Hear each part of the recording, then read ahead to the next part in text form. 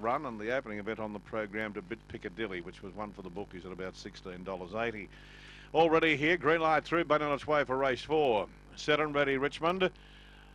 Racing, Tricky Stand, slow to go. Hope's Fancy came out running, where Adgery Fox got away well. Moving up was Berry a Milkshake. They were followed the inside by Sizzling Ability, which ran wide and took Serial Cheetah with it. On the inside road, Tuller and Maltese Falcon. Down the back, it'll have to be on the 5, Hope's Fancy. It's Breakers 8, where Adgery Fox second. Third is Berry Milkshake, followed by Tricky Stand running home fairly. A minute after road, Tuller. Next is Serial Cheetah and Maltese Falcon, but they've got no chance of picking up Hope's Fancy. Hope's Fancy walks home. Hope's Fancy wins by nearly 10 lengths. Gee, this is nearly a dead heat for second between where Adgery Fox and Tricky Stand was close to it on the line. Berry Milkshake was next in.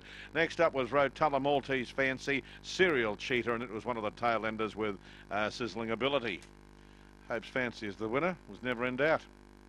Hit the ground nicely on the outside, and that was end of the section, 30 and 52. There was absolutely no way known that any of those were going to run 30 and 52.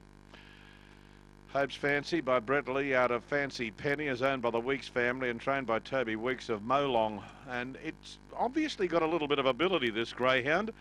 It was not just a nice win here today, but it looks as though she's got a bit of improvement in her still, even though she's run 30 and 52 here and the track's good. She just looks as though she's got a bit more ability there. 8 to Pink, Hope's Fancy is the winner. Now standing by for the Miners. This is, as I said, it's all but a dead heat for second. It's got very, very close.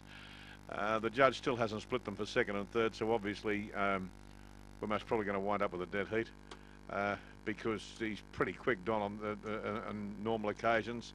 And as I said, Tricky Stand got very close to where Adgery Fox right on the line. Okay, so we're standing by for it. Race number 5 here, I've gone for number 6 to win. That is Punch One Out to beat 4, 2 and 5. So Simon, they're getting ready at a Balleur Clubber. And we don't have the placings here, so I suppose I'll file them down the line. How the devil are you? Yeah.